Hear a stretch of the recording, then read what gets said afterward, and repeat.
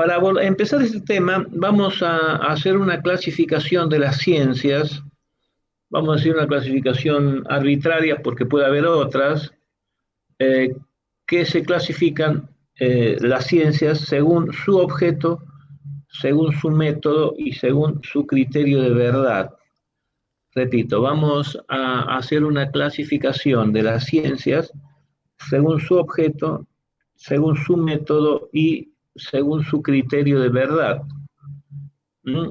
Esto como una macro clasificación de lo que son las ciencias y a los efectos de ubicar a nuestras ciencias de la comunicación en una de estas categorías, ¿no? Repito, a los efectos de ubicar lo que nosotros llamamos las ciencias de la comunicación en alguna de estas categorías.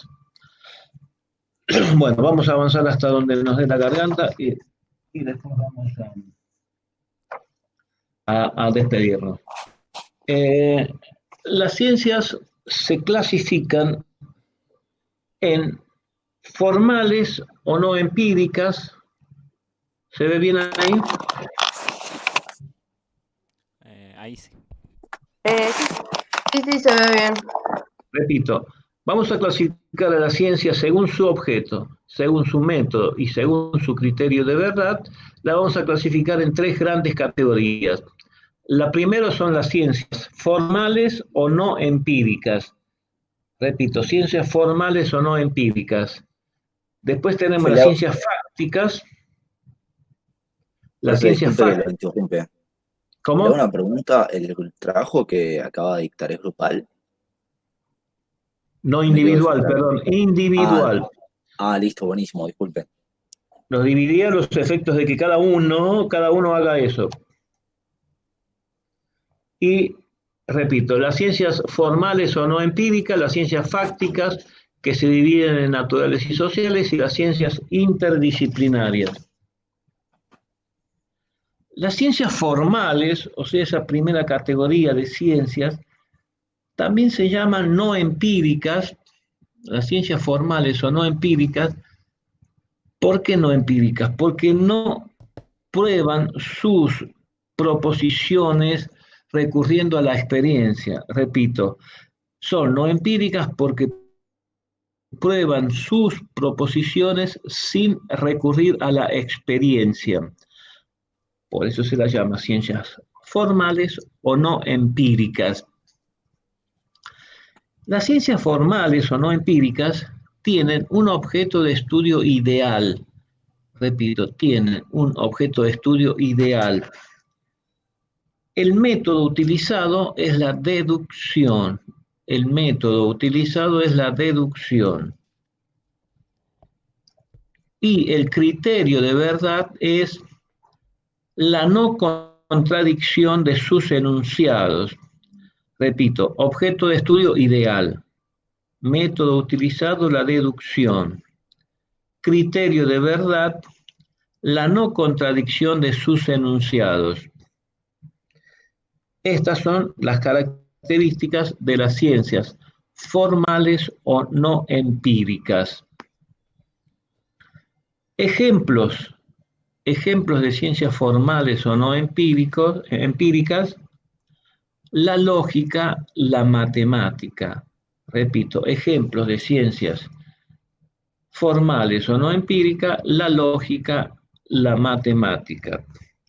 Es decir, 2 por 2 es 4 y si no se va a quejar al Ministerio de Educación, señorita. ¿Estamos? Esas son las ciencias formales. ¿Está?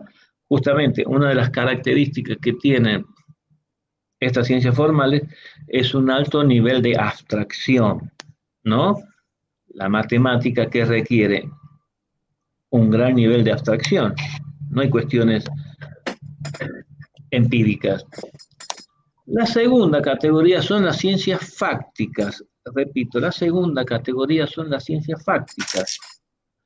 Las ciencias fácticas tienen un objeto de estudio material, repito, un objeto de estudio material. El método utilizado es la observación y la experimentación.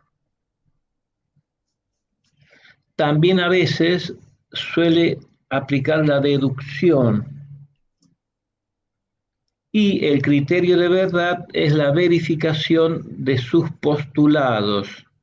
Repito, objeto de estudio material, método utilizado la observación y la experimentación, aunque también a veces se utiliza la deducción, y el criterio de verdad es la verificación empírica de sus postulados.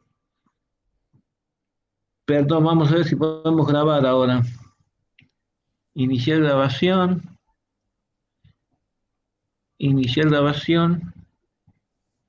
Uy, me sigue dando la misma. Todas las grabadoras están actualmente ocupadas. Bueno, lamentablemente. No sé si será esta. Guido, usted me Sí, decía recién de que se podía grabar o no. no, No, era ¿Quién me yo, decía? pero al final no me deja. ¿Quién es usted? Abadía. Intenté Abadía. grabar y me dijo que entre por una cuenta de una aplicación, entré, pero igual me dice que están todas ocupadas. Claro, ¿ves? Yo estaba intentando hacer lo mismo que había hecho al principio de acceder. Bueno, debe ser, supongo, ¿no? Sin saber mucho esto, que por ahí están saturadas las plataformas también, ¿no? Supongo. Sí, debe ser eso. Bueno, lamentablemente no. Bueno, de igual forma, como también estas clases las repito para otras comisiones, por ahí vemos si queda alguna duda. Por un lado, ustedes anotan y por otro lado, vemos si podemos grabarla en otro momento, ¿no? Este, volvemos entonces. Entonces dijimos que las ciencias fácticas tienen un objeto de estudio material, utilizan el método de observación y experimentación y que a veces también suelen utilizar la deducción y el criterio de verdad es la verificación empírica de sus postulados. Las ciencias fácticas se clasifican en naturales y sociales. Dentro de las ciencias naturales tenemos la física, la química, la biología. Repito, dentro de las ciencias naturales tenemos la física, la química, la biología. Eh, Justamente, si nosotros ahora con este asunto de la famoso coronavirus, que es un virus que anda dando vueltas, se está investigando empíricamente cuáles son las reacciones que puede tener un antídoto o una vacuna, ¿no? Y para eso se investiga y se van viendo resultados empíricos, ¿no? Vieron que el método científico en este ámbito primero requiere probar en animales y después en humanos, ¿vieron? Bueno, ¿por qué? Porque eso se va comprobando empíricamente cuál es el resultado de esa investigación. Entonces, por eso las ciencias naturales, la física, la química, la biología, son ciencias que requieren la demostración empírica. La ley de gravedad, si yo tiro una piedra, justamente nace a partir de la verificación empírica. Y dentro de las sociales está la sociología, la ciencia política, la economía, la historia. Repito, dentro de las ciencias sociales está la sociología, la ciencia política, la economía, la historia. Algunos ponen también la psicología, habría que ver, hay epistemólogos que difieren, por supuesto, no solamente en la categorización de ciencias, sino de considerar a ciertas disciplinas de esta como una ciencia, ¿no? Eh, entonces, ejemplo, la Facultad de Ciencias Sociales de la UBA tiene 5 carreras, que son sociología, ciencia política, ciencia de la comunicación, trabajo social y relaciones del trabajo, creo. Bueno, esas 5 disciplinas convergen en lo que son las ciencias sociales, ¿no? Eh, Tienen, por supuesto, un campo común, por eso todas esas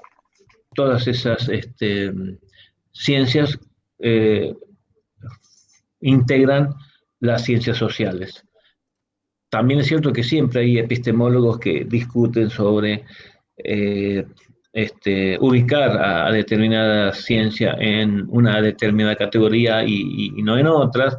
Algunos epistemólogos más duros dicen solamente existen las ciencias duras, las ciencias clásicas tradicionales, pero bueno, es toda una discusión.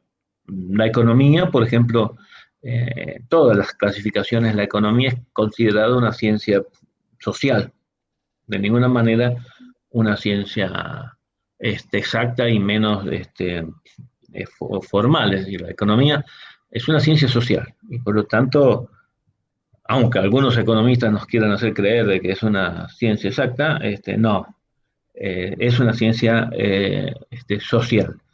Entonces, la ciencia fáctica, es la segunda categoría, y la tercera categoría son las llamadas ciencias interdisciplinarias. Las llamadas ciencias interdisciplinarias tienen las mismas características que las ciencias fácticas. Repito, las ciencias interdisciplinarias tienen las mismas características que las ciencias fácticas, pero que aún no han definido bien su objeto de estudio. Repito, las ciencias interdisciplinarias tienen las mismas características que las ciencias fácticas, sino que aún no han definido bien su objeto de estudio.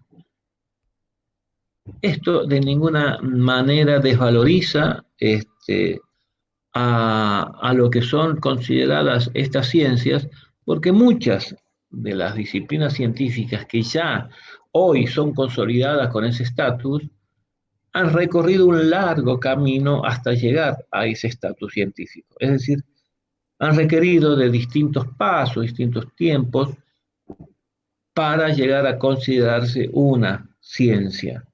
Entonces, estas ciencias interdisciplinarias está por ahí, y lo que vamos a ver ahora puntualmente sobre nuestra disciplina, es que están por ahí en búsqueda de definir bien su objeto de estudio, pero también es cierto que no le quita eso mérito para que sea una disciplina científica. Algunos epistemólogos, o sea, los que se dedican al estudio de las ciencias, algunos epistemólogos proponen a las ciencias de la comunicación como unificadora de campo de todo lo que son las ciencias sociales. Repito, algunos epistemólogos proponen que las ciencias de la comunicación sean las que unifiquen el campo de todo lo que son las ciencias sociales. No es poca cosa, porque recién dije, ejemplo, la UBA tiene la Facultad de Ciencias Sociales 5 carreras, por lo tanto, todas convergerían en la unificación del campo que serían las ciencias de la comunicación. Pero sigue habiendo discusiones en ese sentido. Ejemplo de ciencias interdisciplinarias, la biología matemática, la cibernética, la comunicación social. Repito, ejemplo de ciencias interdisciplinarias, la biología matemática, la cibernética, la comunicación social. Siempre se producen estas discusiones epistemológicas acerca de darle el estatus científico a una determinada disciplina, porque hay como distintas perspectivas, distintas formas de ver y de ubicar a lo que son las ciencias, ¿no? En general. Entonces, estas serían las 3 categorías de ciencias. Y vamos a repetir un poquito lo que decía el profesor Torrico Villanueva en cuanto a esto que hace del abordaje de la comunicación como ciencia. Torrico Villanueva habla de teorías y no de teoría. Repito, Torrico Villanueva habla de teorías de la comunicación y no de teoría. Dice que todavía no se ha llegado a una comunicología, ¿no? Todavía no se ha llegado a una comunicología como esa disciplina que sea la que determine bien lo que es el estudio de la ciencia y la comunicación, una comunicología, como la sociología, la psicología. Dice Torrico Villanueva respecto de lo que son las ciencias de la comunicación. Dice, se trata de un campo inscripto en otro más amplio, el de las ciencias sociales, como dijimos recién. en un campo inscrito, dice, en otro más amplio, el de las ciencias sociales. La comunicación comparte, dice Torrico Villanueva, la comunicación comparte la característica de la coexistencia de abordajes y enfoques diversos. Repito, dice, la comunicación comparte la característica de la coexistencia de abordajes y enfoques diversos. Y aclara, y esto lo relacionamos directamente con aquello que dijimos, de que la comunicación es un elemento constitutivo e inescindible de lo social y lo cultural. Dice Torrico Villanueva, la comunicación es inherentemente social. Repito, dice Torrico Villanueva, la comunicación es inherentemente social, puesto que implica por lo menos dos sujetos que exteriorizan mediante codificaciones sígnicas o simbólicas, repito, dos sujetos que exteriorizan mediante codificaciones sígnicas o simbólicas su predisposición o su voluntad para interactuar, su predisposición o su voluntad para interactuar. Entonces, volvemos a lo que conceptualizamos recién. Para nosotros la comunicación es social, es inherente a lo social. Tiene que haber por lo menos sujetos, dos sujetos capaces de lenguaje y de acción. Y Torrico Villanueva avanza un poco sobre cuál es el objeto de estudio de la comunicación. Y ahí justamente lo presenta como un interrogante, y como recién dijimos, una de las características de las ciencias interdisciplinarias es que no han logrado definir cuál es el objeto de investigación, porque en alguna medida todas van a ser incompletas en función, o si partimos de las mismas definiciones que hemos visto, ¿no? Creo que la anterior habíamos visto, bueno, en el video está, una definición de Mangone que habla que es toda la comunicación es intencional. Si definimos la comunicación como intencional, dejamos de lado todo lo que sea no intencional. Entonces, ahí queda expuesto claramente de que no aborda en una definición todo lo que sería la comunicación. Aclaramos la comunicación humana, la comunicación humana. Habla justamente, dice, el objeto de la comunicación es, repito, el objeto de la comunicación es el proceso social de producción y circulación mediada, intercambio desigual, intelección y uso de significaciones y sentidos culturalmente situados. Dice, repito, el objeto de estudio de la comunicación es el proceso social de producción y circulación mediada, intercambio desigual, intelección y uso de significaciones y sentidos culturalmente situados. Si nos atenemos a esta definición, si hablamos de comunicación mediada, ya estamos hablando, salvo que por extensión entendamos mediada este canal físico que nos une a partir de estas tecnologías, dejamos afuera lo que es la comunicación no mediada.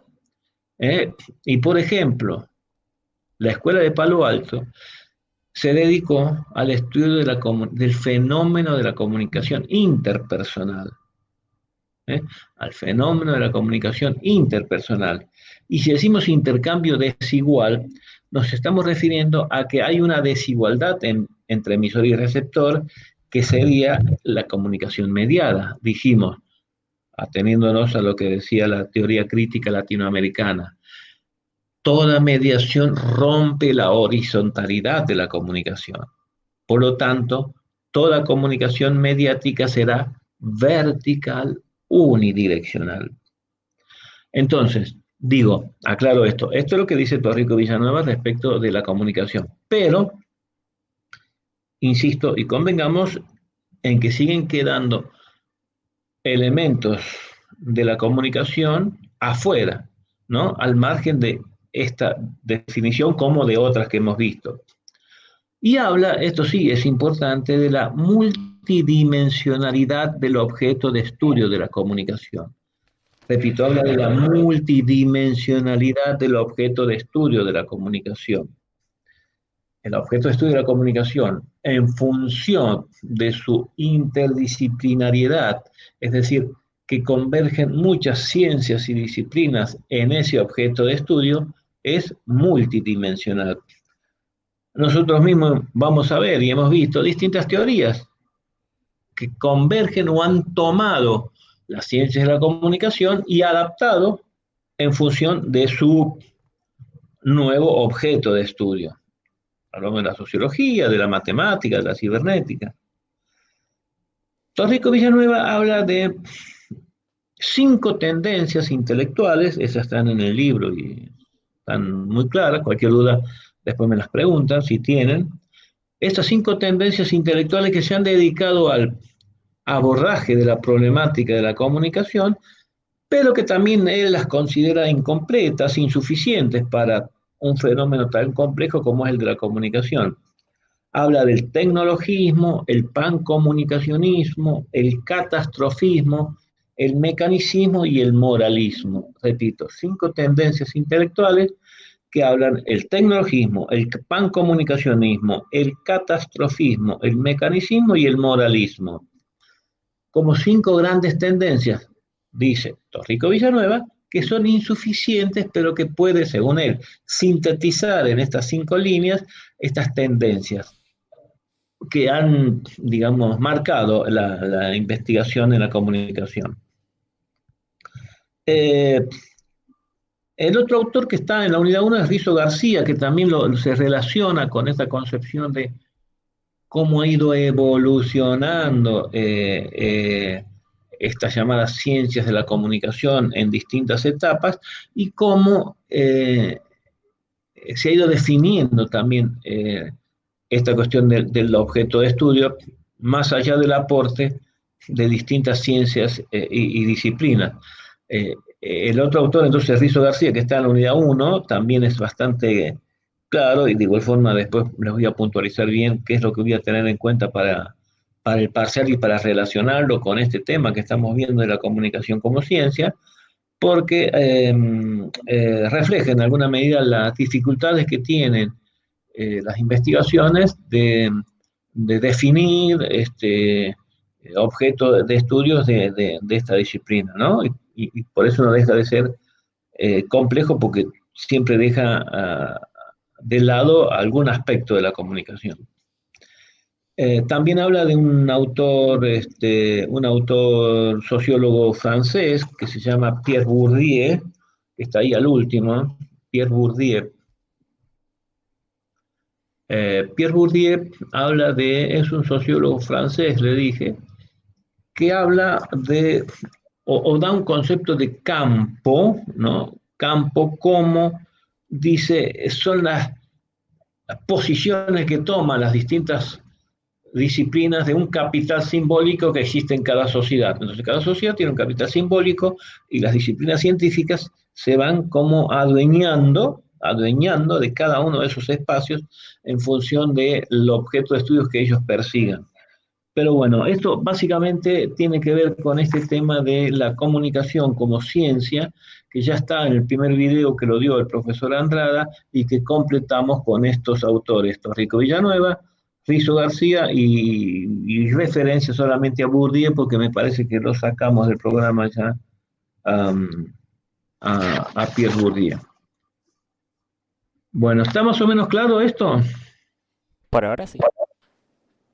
Por ahora sí. ¿Sí? Sí, sí, perfecto. Bien, el otro tema es que vamos a empezar a ver ahora Vamos a intentar de nuevo grabar.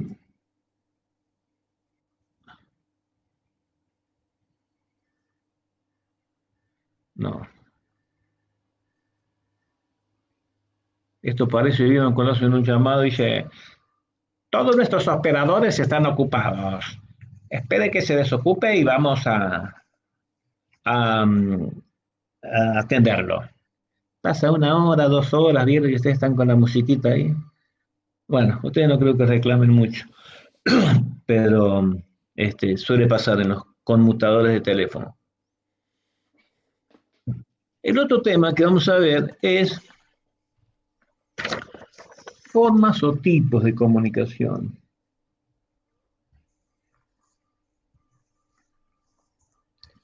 Formas o tipos de comunicación, y también aquí vamos a recorrer distintas formas o tipos, porque en alguna medida lo que importa son en algunos casos macro categorías y después en algunos casos eh, micro categorías, ¿no? Vamos a empezar viendo del texto del profesor Carlos Mangone. Vamos a empezar viendo algunos conceptos de esta ficha de cátedra de Mangone, que es docente de la UBA también, que hace un recorrido por distintos elementos y que esta primera parte se relaciona con lo que veníamos viendo respecto del concepto de comunicación, respecto de definir la comunicación como ciencia. Lo que sí debemos tener en cuenta que siempre hablamos de comunicación humana, ¿eh? Comunicación humana, esto tiene que quedar claro. ¿Existe algún otro tipo de comunicación? Sí, existe la comunicación animal, creo que se llama etología o etiología, la disciplina que estudia la comunicación en los animales y sus diversas características y géneros, ¿no? Y animales. Hay algunos que dicen que tienen un perro muy inteligente que le compra el diario y uno se lo trae, le hace un análisis de los editoriales del diario y todo eso. Pero bueno, debe existir, quizás ahí Guido tenga un perro muy inteligente que hasta le consiga todo lo que necesitan para comer en cuarentena. Existe, sí existen. Animales inteligentes sí existen. Forma de comunicación animal o de otras especies existen. Pero que queden claro que nosotros estudiamos la comunicación humana. ¿Está claro? Humana. Este, Justamente la definición que daba Mangone para comunicación dice, está en el texto, así que simplemente se lo repito. La comunicación, dice, es una forma de la interacción social intencional que actúa sobre los modos de conocimiento, de valoración de los actores sociales y ayuda a dar significado a la realidad. Se produce en un cierto contexto cultural a través de información codificada, ¿no? Bueno, esta definición deja de lado lo que sería la comunicación no intencional, ¿no? La comunicación no intencional, y también lo que sea la comunicación codificada. Digamos que codificada quiere decir que tiene un código. Ya vamos a ver después de eso. Un código tiene que ser común a emisor y receptor para que se entienda, ¿no? Bueno, y no toda la información es codificada. Justamente una de las formas de comunicación que no tiene códigos es la comunicación no verbal. Es lo que vamos a ver también después, porque la comunicación no verbal es más ambigua en su significación y no tiene una codificación. Como vamos a ver después, puede haber gestos, movimientos que sean universales, pero que tienen distinta significación, distinta interpretación, de acuerdo en el contexto cultural. Y no es una información codificada. Entonces estamos limitando ya lo que sería el concepto de comunicación. ¿Se entiende lo que digo? Sí. Sí, sí, genial. Salvo en algunos casos concretos, como puede ser el lenguaje de señas, ¿vieron? pero el lenguaje de señas sí es codificado. Vieron que ahora en televisión se usa mucho cuando habla alguien, en algunos canales está porque está estipulado por la ley de medios que tiene que haber un traductor con el lenguaje de señas, ¿vieron?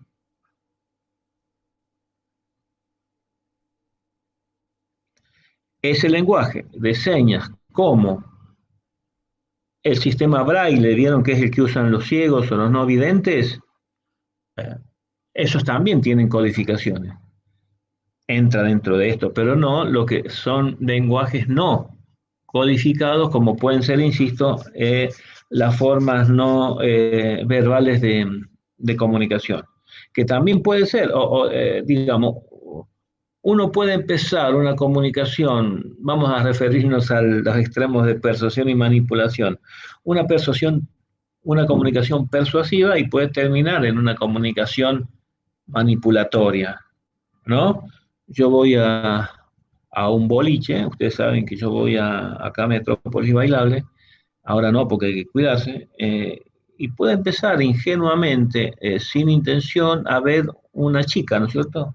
En forma no intencional, y de ahí ir transformando esta relación, este intento de relación, en algo más intencional, ¿no? Puedo empezar inclusive con una mirada o algo así, y después voy estableciendo una estrategia, lo mismo de ambos lados, como para hacer una comunicación más intencional, que sería, si se va construyendo esa intencionalidad partiendo de una premisa no intencional en una primera instancia.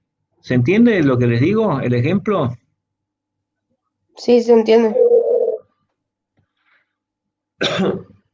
Bueno, después Mangone habla también, dijimos, de influencia, persuasión, manipulación, alguna diferencia de estos términos. Ya vamos a volver sobre ello porque, bueno, ya hablamos de persuasión y manipulación, influencia, vamos a volver sobre ello cuando hablemos de los elementos del proceso comunicativo, porque una cosa es estar expuesto a múltiples mensajes y otra cosa es que esos mensajes tengan algún grado de influencia sobre nosotros. ¿Se entiende? Es decir, una cosa es que nosotros estemos expuestos a mensajes de la radio, de la televisión, de los diarios, de las redes sociales. Bien, se da. Ahora, lo difícil es determinar qué grado de influencia tienen esos mensajes en nosotros, que en definitiva somos los que decodificamos y podemos resignificar o refuncionalizar ese mensaje que recibimos de los medios, ¿no? Eh, Uno de los comentarios que hacían respecto de lo que era la infodemia a través de las redes sociales, convengamos que la mayoría de las redes sociales nosotros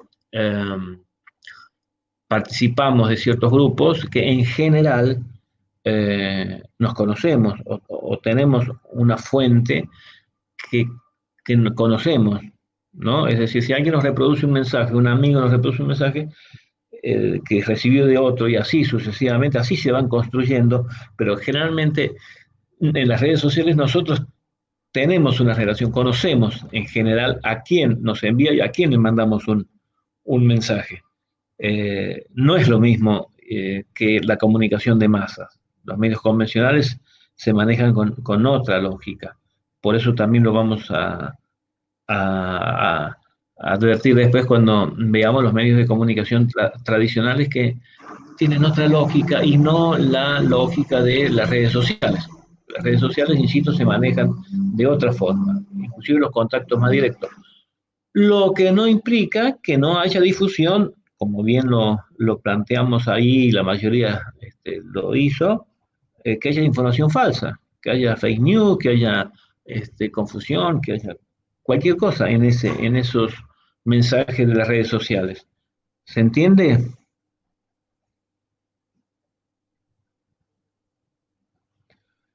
¿Se entiende? Sí, sí.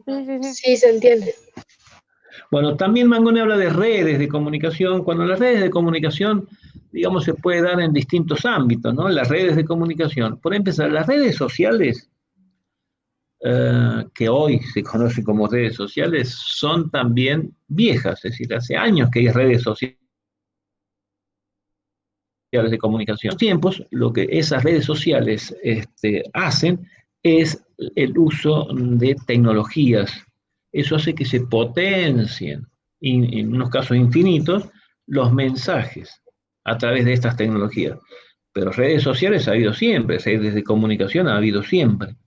Insisto, en estos tiempos lo que ha cambiado es la potencialidad del uso de esas tecnologías para que el mensaje llegue a múltiples lugares. Entonces, las redes de comunicación son redes, desde redes pequeñas como puede ser unidades mínimas, familia, amistades o grupos, hasta redes más complejas que por ahí pueden ser en una organización, en un trabajo, donde hay relaciones también interpersonales, o redes más complejas donde participan los medios masivos de comunicación, que también son redes.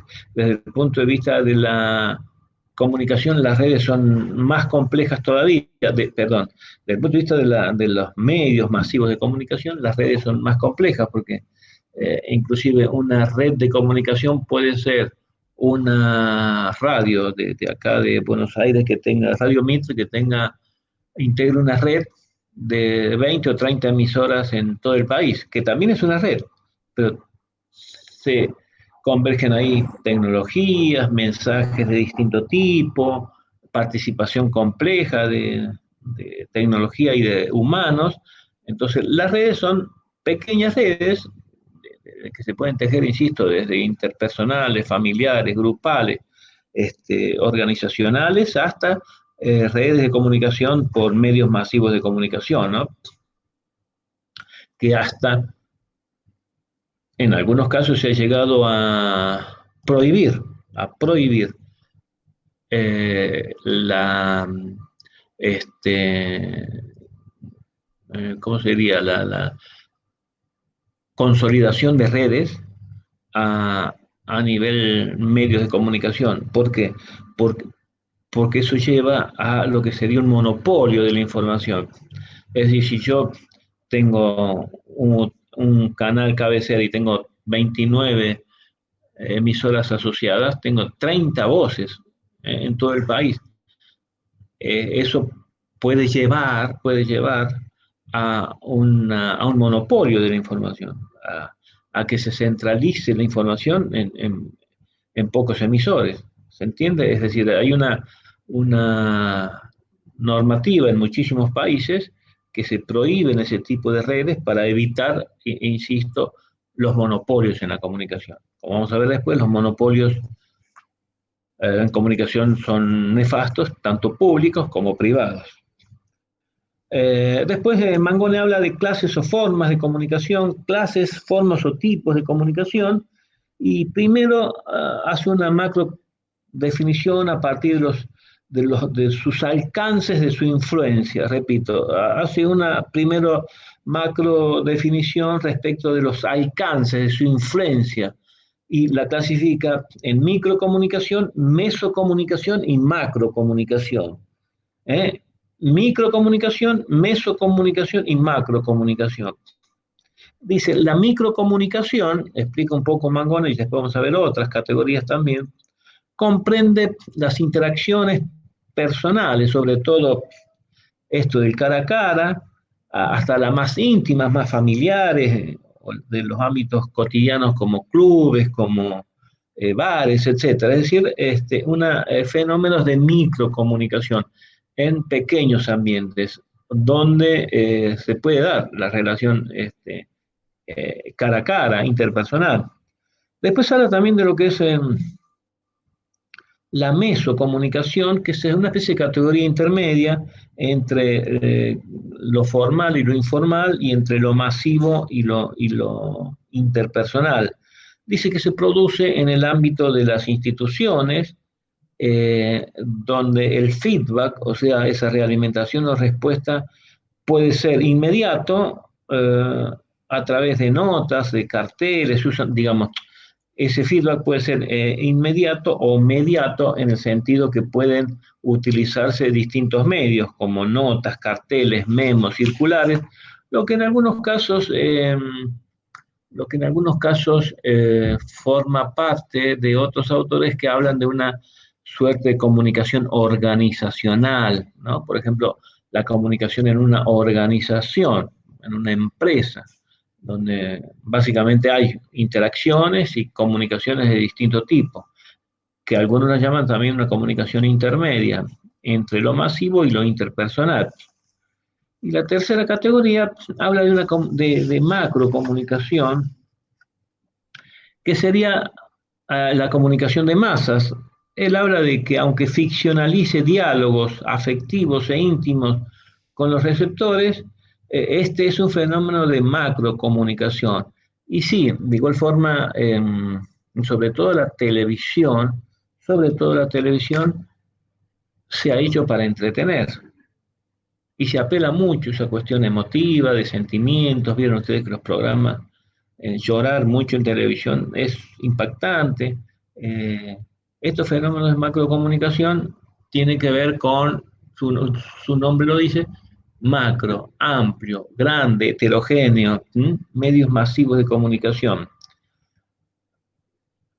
Y también después está otra categoría, Mangone, otra categoría, además de esta de micro, meso y macro comunicación, desde la perspectiva de los condicionamientos que tiene la comunicación. Y lo clasifica en masiva, institucional e interpersonal, es decir, los condicionamientos que tienen estas distintas relaciones comunicacionales y, según él, merece una clasificación de interpersonal, institucional y masiva.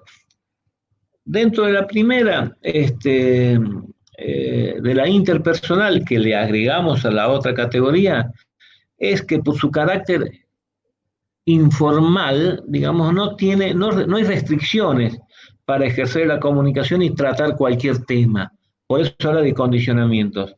Es decir, una comunicación interpersonal podemos abordar cualquier tema, cualquier problemática. No tenemos condicionamientos ni limitaciones, ¿no?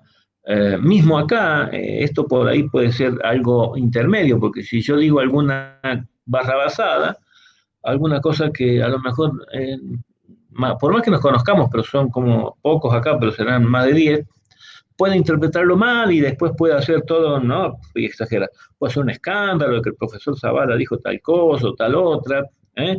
Es decir, aún esto excede un poquito lo interpersonal, y más en estos tiempos de que se puede difundir un mensaje en forma indiscriminada.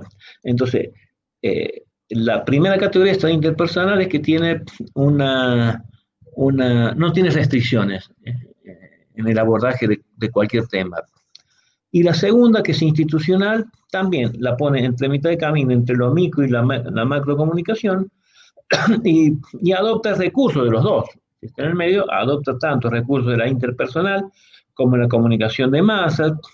En estos casos, dice, los emisores de este tipo de comunicación institucional son los organismos públicos y las organizaciones sociales, las empresas y todo eso, ¿no? Habla de una suerte de construcción discursiva por parte de estas instituciones a través de mensajes que en muchos casos pueden ser no comerciales. Generalmente dice se utilizan recursos retóricos y estéticos de la publicidad y que va más allá de las cuestiones de las expectativas materiales de los consumidores, sino que también apunta a las expectativas culturales y espirituales. Por ejemplo, y lo van a ver ustedes más adelante, hay publicidad institucional. Una categoría de publicidad es publicidad institucional. Hay unos famosos premios que se llaman Clio, una serie de premios en publicidad, y una de las categorías es la comunicación institucional. Es decir, algo que muestra a las instituciones de cuerpo y alma, y más de alma que de cuerpo. Por ejemplo, muchas empresas apelan a eslogans simbólicos para llevar al cliente o al consumidor algo más que un producto o servicio. No sé, por ejemplo, Coto dice, Coto, yo te conozco, ¿no? No está ofreciendo nada concretamente, sino mira, dice, Coto, yo te conozco. Carrefour, estamos, siempre es lo más barato, te devolvemos la diferencia. El hospital británico cuida también la plaza, acá, Alberti. Es decir, algo que va más allá que la cuestión de vender productos o servicios, sino que muestra un poco la idea de que si bien es una empresa, tiene cuestiones que son altruistas, que están cerca de la comunidad, y todo eso lo van a ver mucho también en las cuestiones de relaciones públicas, ¿no? Por eso dice que usa recursos retóricos y estéticos propios de la publicidad. ¿Se entiende más o menos? Sí. Sí, sí. Sí, se entiende. Y la tercera, que es categoría de esta perspectiva, es de comunicación masiva. Sí, la comunicación masiva tiene muchas más limitaciones y tiene muchas más restricciones, por distintas cuestiones. Ustedes saben que la prensa gráfica es la única que no tiene ningún tipo de regulación. En cambio, los medios audiovisuales sí tienen regulaciones, muchos tipos de regulaciones. Entonces, no se puede decir cualquier cosa, no se puede hacer cualquier cosa con los medios de comunicación. Eso no significa que lo haga, estamos hablando desde el punto de vista teórico. Y esas son limitaciones. Mismo, por ejemplo, ¿cuál es una limitación? Hay un horario de protección de los niños. ¿Vieron? A partir de las 10 de la noche, dicen los niños no pueden estar expuestos al ejemplo, ¿no? Entonces tienen muchas más limitaciones. Y además, porque, por ejemplo, los medios masivos de comunicación son grandes corporaciones que tienen muchos intereses. Y en estos tiempos no solamente tienen intereses relacionados con lo que es medios masivos de comunicación, sino que han hecho alianzas con otras empresas, ¿no? Qué sé yo, la cadena ABC de Estados Unidos se ha asociado con la cadena de entretenimiento tal, entonces se juntan distintas industrias del entretenimiento, de la información, y generan múltiples intereses. Por lo tanto, los condicionamientos son distintos y son intereses distintos. Por eso la comunicación masiva tiene mucho más condicionamiento que los otros tipos de comunicación. Después dice, define más o menos así Mangone, después de estas tres categorías: existen informaciones o mensajes que nacen y circulan interpersonalmente y luego son reflejadas por los medios de comunicación de masas, revestidas de cierta autoridad con respecto a su veracidad. Y él lo denomina a estos rumores, ¿no? Los rumores. Dice, el rumor es un sustituto de las noticias que no surgen de canales institucionales y que responden a instituciones a insatisfacción con respecto a la oferta de información que brindan los medios. Es decir, hay algunas cosas que coincido y no con esta cuestión de los rumores, porque el rumor no siempre llega a los medios masivos de comunicación.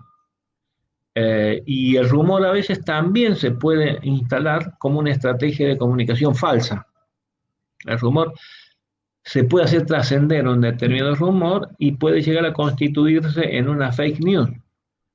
Y en estos tiempos, si eso se reproduce por los medios, genera justamente el efecto de noticia falsa.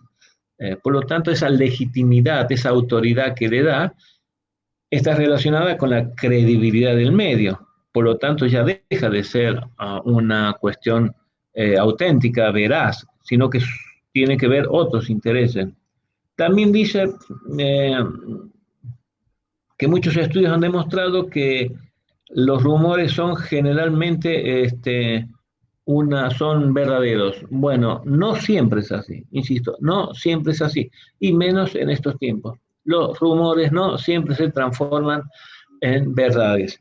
Hay sí rumores que sí son verdades. Ejemplo, sale un ministro a decir que la pobreza bajó un 10% durante tal gobierno, ¿no? Eh, por el canal formal, ¿no? Vemos en televisión un ministro y dice, la pobreza ha bajado el 10%, pero a su vez, otro canal, este es un canal formal, ¿no es cierto? La televisión, el ministro. Un canal informal puede hacer trascender, rumorear que la pobreza es mentira que bajó, sino que bajó apenas un 1%.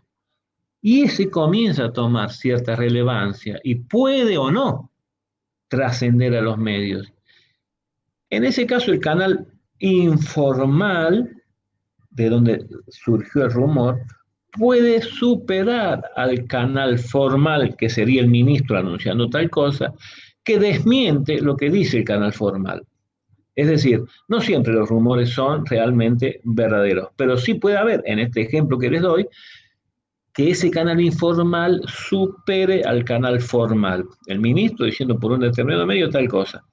Al otro día nos enteramos que no es tan así, porque se surgió que ese rumor siempre, eso sí, el rumor siempre es intencional. Y también es, no sé si ustedes jugaron o alguna vez escucharon jugar al juego del rumor, que empieza en una determinada fuente y se va transformando a lo largo de una cadena, ¿no? Antes existía, hasta en televisión se jugaba, uno decía una frase y 30 sujetos y llegaba a modificar la frase al final de ese juego. Bueno, el famoso juego del rumor.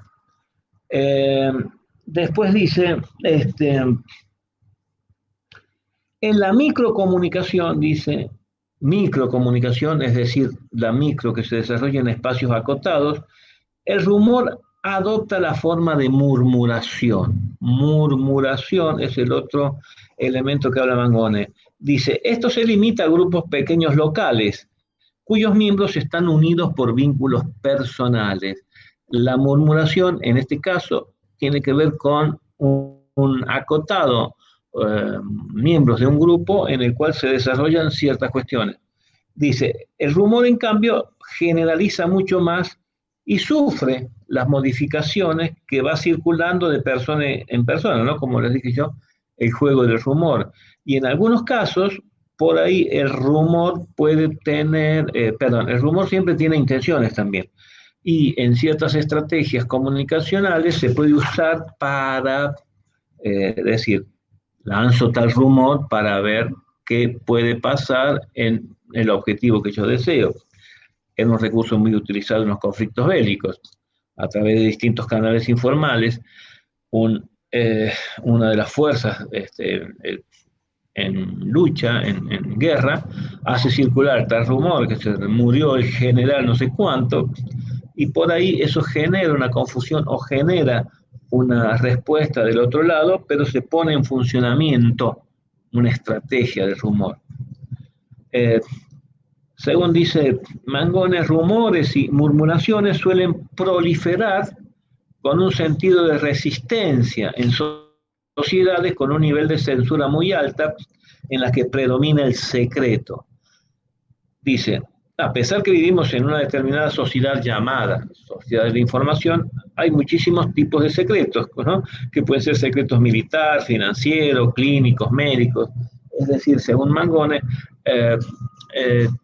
hay sociedades en las cuales, bueno, ustedes no han vivido, pero en la época de las dictaduras, acá se censuraban muchos contenidos de distintos medios, contenidos de libros, contenidos de películas, se prohibía o se censuraba directamente. Por lo tanto, entran en juego, lo que vamos a ver después un poquito más conceptualmente, lo que serían los canales informales de comunicación. Cómo la sociedad comienza a tejer canales informales y elabora rumores y murmuraciones que van trascendiendo con el tiempo, y en muchos casos sí son positivos, ¿no? Positivos porque a veces, como dije recién, estos canales informales superan a los canales formales, digamos, de la dictadura que dice el mensaje, y las redes en la sociedad van tejiendo distintos mensajes como de resistencia a esa información unilateral por parte del emisor central. Después Mangone habla finalmente, cosa que no coincido mucho porque hace algunos años que está esto, que el chisme. El chisme, dice, es un fenómeno macrocomunicacional que se ha convertido en núcleo central de la televisión mundial y se relaciona directamente con el rumor, la murmuración y el secreto. Es una forma degradada de la información autorizada y de ahí empezaron a aparecer los famosos programas de chimentos, de chisme, los famosos talk show o los famosos reality show, que era un poco la realidad llevada a un medio, pero en estos tiempos de tantas redes sociales, este fenómeno del chisme, digo, a nivel masivo, se ha reducido bastante. Es decir, existen investigaciones que todos los programas de chimentos, todas las revistas que se dedican a los chimentos, digo, de las famosas farándulas, todos tienen un promedio entre 8 y 10 puntos de consumo, es decir, el mercado total, a través del rating, a través de las ventas, tienen un promedio más o menos de 8 o 10 puntos de rating o de ventas, es decir, siguen existiendo, pero cada vez se ha achicado bastante el tema de los programas de ese tipo, ¿no? De chimento, que sí, en su momento fueron de una gran importancia porque piensen ustedes que había programas que tenían 40 o 50 puntos de rating, o 30. No sé si ustedes se acuerdan las primeras emisiones de Gran Hermano, tenían un rating muy alto. Eso en estos tiempos ha disminuido bastante. Digo, es un género eh, televisivo, muy televisivo, aunque existen revistas también, que se ha reducido bastante, pero sigue existiendo. Programa de Chimento es muy fácil, vean ustedes qué rating tienen los programas de chimentos que hay en la televisión argentina. Un rating bastante pobre en estos tiempos, ¿no? En general, aprovecho, en general, la televisión abierta ha reducido muchísimo las audiencias, ¿no? Por múltiples plataformas que existen en estos tiempos. Después también Mangone habla de comunicación no verbal, que esto también pueden o no ser intencionales y envían siempre una información que es decodificada por los receptores, que les ayuda no solo a comprender el sentido, sino también para desenvolverse adecuadamente en el sistema cultural. Bueno, aquí rápidamente hemos visto lo que dice Mangone sobre las categorías, clases, fenómenos de comunicación. Es bastante sencillo el texto, así que ustedes lo van a ver en el módulo 1, en la unidad 1, que cualquier duda que tengan me preguntan, pero es bastante claro. Más o menos yo les he sintetizado los aspectos centrales. Con la salvedad y aclaración que también el texto tiene algunos años, y si bien es cierto, todo merece un tiempo para después tomarlo como un objeto de estudio, en estos tiempos modernos hay muchas cosas que ya no se consideran tal. Los rumores que surgen a través de las redes sociales o la información que surge a través de las redes sociales no siempre repercute en los medios masivos de comunicación. Por lo que dije recién, tienen otra lógica. Yo hace algunos años hice un trabajito sobre las redes sociales y los medios masivos de comunicación. Y hoy no ha cambiado mucho. Es decir, hoy porque creo que hace 3 o 4 años que hice esta investigación y cómo los medios convencionales tenían en cuenta las redes sociales. Digo esto porque había una movida como diciendo, no, las redes sociales han transformado el mundo de la información, del periodismo, todo. Bueno, hicimos análisis de noticieros y de diarios y revistas en los cuales la cabida que tienen y que tenían en esos noticieros las redes sociales era mínima, mínima. Ejemplo que todavía sigue igual por lo que he visto. El diario La Nación reproduce todos los días 3 o 4 mensajes, solamente 3 o 4 mensajes provenientes de Facebook. 3 o 4 mensajes de lectores que provienen de Facebook. Ustedes han visto en algún noticiero de televisión que cada tanto dice un tweet un poquito más hay ahora, o algún mensaje de Facebook o de Instagram, pero no es lo central de la noticia. Es como algo complementario. Es decir, se ha avanzado un poco, pero no tanto. ¿Se entiende esto más o menos? ¿Alguna duda? Sí, se entiende. ¿Alguna inquietud? No. Bueno, vamos a avanzar un poquito más y vamos a dejar entonces, estamos hablando de formas o tipos de comunicación. Hicimos una introducción a partir de lo que dice Mangone, ¿no? Vamos a ver otros tipos o formas de comunicación.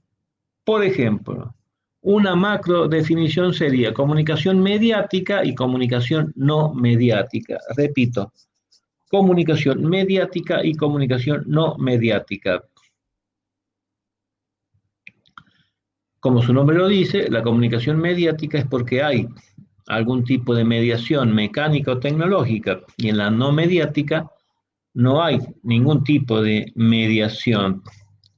Esta comunicación que estamos llevando a cabo nosotros en este momento, ¿es mediática o no mediática? Mediática. ¿Por qué? Para mí también es mediática porque estamos interactuando a través de esta plataforma. Perfecto, exactamente. Es una comunicación mediática. Si estuviéramos en clase, ¿cómo sería? No mediática. Exacto, porque vamos a participar en forma interpersonal, en forma inclusive más interactiva. Eso sería no mediática porque no hay una mediación. Primero, entonces, mediática o no mediática. Otra macro categoría sería comunicación verbal y comunicación no verbal. Repito, comunicación verbal y comunicación no verbal. La comunicación verbal responde a lo que se llama comunicación digital y comunicación no verbal a lo que es la comunicación analógica. Repito, la comunicación verbal es la comunicación digital y la comunicación verbal es la comunicación analógica.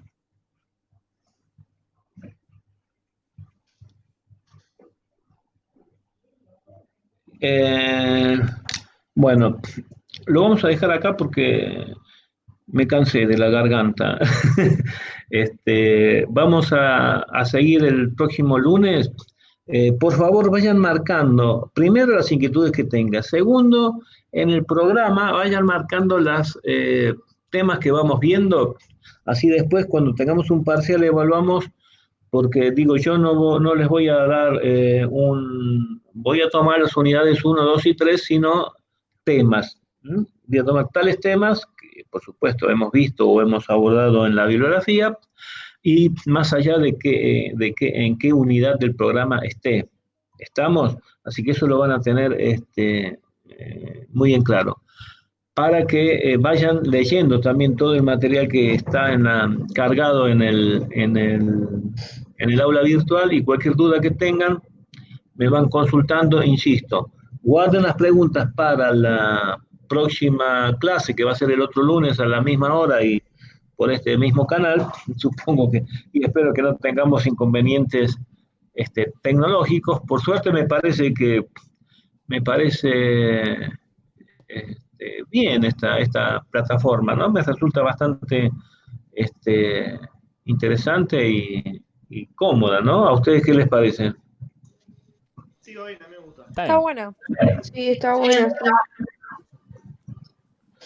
Sí, porque me dijeron que en la otra, que es Zoom, parece que hay más posibilidades de que se filtren datos y como hablábamos recién con Guido también de que en alguna parte alimentaba a Facebook los datos de los que utilizan Zoom y todas esas cuestiones. Pero bueno, uno en estos tiempos siempre está expuesto a que Gran Hermano nos persiga y nos controle de alguna u otra forma. Entonces, por favor, insisto, el próximo lunes nos vemos en esta misma hora. Yo les voy a pasar como ahora el enlace para que nos conectemos. Segundo, la asistencia la voy a tomar sobre la base de la participación de ustedes. Tercero, manden por favor hasta el domingo, así le hago la devolución el lunes, esta ficha bibliográfica que le dije de Tajahuerce a Ángel, Mujeres y Comunicación. Digo, por favor, Otaís no me la mande el domingo a las 12 de la noche, ¿sabe? Porque yo el domingo a las 12 de la noche estoy meditando con Claudio María Domínguez. Así que, por favor, cualquier duda que tengan, digo, la anotan y me la hacen saber la próxima clase. Vamos a continuar la próxima clase prácticamente vamos a terminar la unidad 1 y vamos a empezar o a avanzar bastante en la unidad 2 del programa. Por eso sigan el programa también. Y me van planteando la duda por mail o por la nota para la próxima clase. Y espero que tecnológicamente todos estén, digamos, conectados y cerremos la planilla con todos los que están participando ahora, ¿no? Porque, como les conté, hubo problemas de incorporación tarde de algunos alumnos porque o me los avisaron tarde o porque siempre pasa en las primeras clases que no está bien el nombre o el apellido, un punto o una letra y por lo tanto no les llega. Si hay alguno que tiene problemas de ese tipo que no les llegan mis mensajes, me avisa. Yo creo que ahora está bastante más prolijo y estamos más conectados. ¿Alguna duda? Sí, yo, sobre la bibliografía de Mart y Picard, ¿la vas a subir en estos días? Sí, señora. Ah, buenísimo. Soy Abril Sí, por las dudas. sí, es un texto ya de la unidad 2, así que como vamos el de Marci Pical, lo único que mencionamos hasta ahora, que es el del modelo psicosociológico de De Martin Ansievi Bianchi, Martin. como hay otros modelos que lo vamos a empezar a ver, la próxima van a articular mejor lo que Ah, vamos genial. a ver a partir de la próxima clase con esos textos, ¿no? Pero insisto, más allá de que haya una dictado directo y de la clase con el texto, en lo posible vayan leyendo todo el material que tengan ya disponible en el aula virtual. ¿Estamos? Sí, perfecto. Dale, dale, dale. Bueno, Dale. felices Pascuas. Bueno, gracias Igualmente. igualmente. Muchas gracias. Nos vemos.